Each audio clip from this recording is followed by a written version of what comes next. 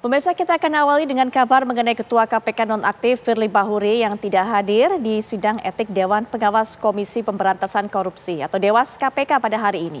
Ya, hari ini sidang etik Dewas KPK digelar dengan menghadirkan 12 orang saksi, 4 diantaranya merupakan pimpinan KPK.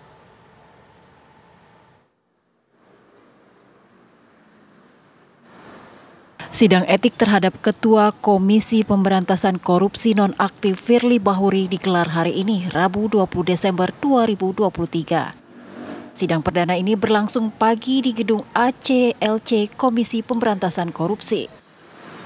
Namun ternyata Firly tidak hadir dalam sidang etik ini. Meski demikian, sidang tetap digelar dengan menghadirkan 12 orang saksi internal dan eksternal. 4 diantaranya merupakan pimpinan lembaga anti rasuah itu. Sidang digelar KPK berlangsung secara tertutup. Saya belum dapat itu. Ya, jadi kita rencananya tetap sesuai yang kami sampaikan di minggu yang lalu. Hari ini Pak FB hadir atau tidak hadir tetap sidang. Bu, dari 12 saksi yang diperiksa ada unsur pimpinan selain Pak FB nggak? Kelihatannya ada ya, seingat saya loh ya kalau keliru. Sama Bu, penginisial. Pak pimpinannya semua. Iya. Pimpinan semua. 4-4-nya, 5. Iya. Semuanya. Semua pimpinan ada.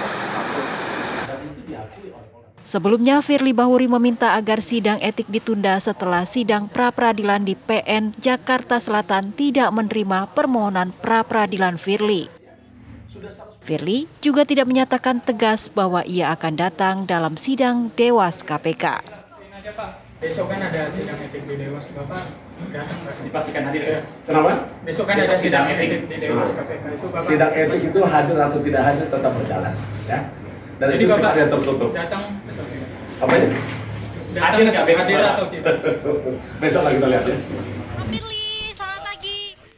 Namun, ia menyatakan siap mengikuti proses dari Dewas KPK. Firly menjadi tersangka dugaan tindak pidana korupsi dalam kasus pemerasan mantan Menteri Pertanian Syahrul Yassin Limpo. Dari Jakarta, tim TV One mengabarkan.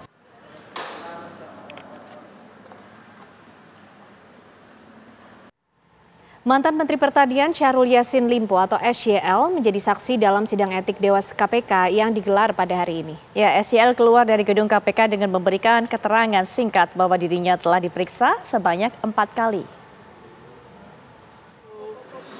Saya udah diperiksa 4 kali.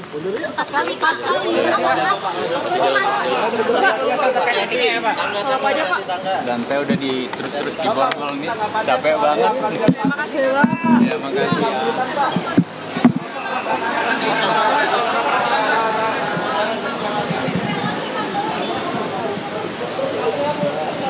Tadi risetnya aja Pak. Tanya apa aja Pak? Pak, tadi pemeriksaannya tadi ditanya Pak SL. Ditanya apa aja Pak? Iya Pak, apa saja yang ditanyakan Pak ya? Apa saja Pak?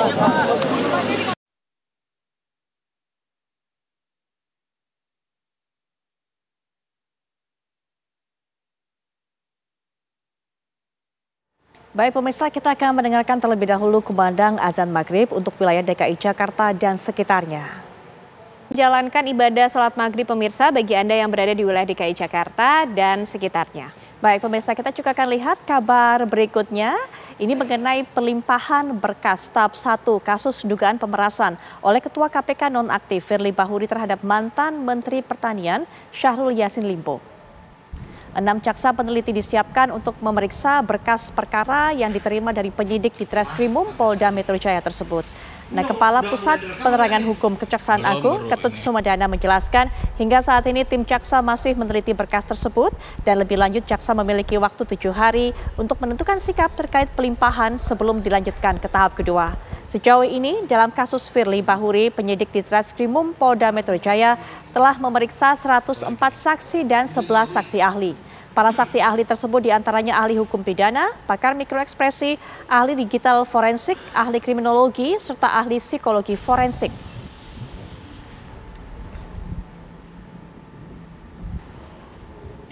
Jadi menurut informasi yang saya peroleh dari Kejaksaan Tinggi DKI, itu berkas perkara tahap 1-nya sudah ada.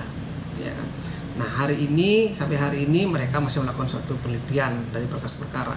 Dalam waktu 7 hari tentu harus mengeluarkan sikap apa tidak terhadap berkas perkara tersebut. Kalau dia mengeluarkan sikap berarti diterbitkan P18. Nah, 7 hari kemudian akan ditindaklanjuti dengan P19, yaitu petunjuk daripada berkas perkara yang akan dikembalikan. Mekanisme seperti itu. Nah, kalau misalnya dalam waktu 7 hari dan 14 hari tidak mengeluarkan sikap, berarti berkas perkara tersebut dianggap P21. Ya, tentu begini, proses penyidikan yang dilakukan teman-teman oleh penyidik ya, tentu nanti akhirnya akan ke kita ketika perkara itu sudah nyatakan lengkap.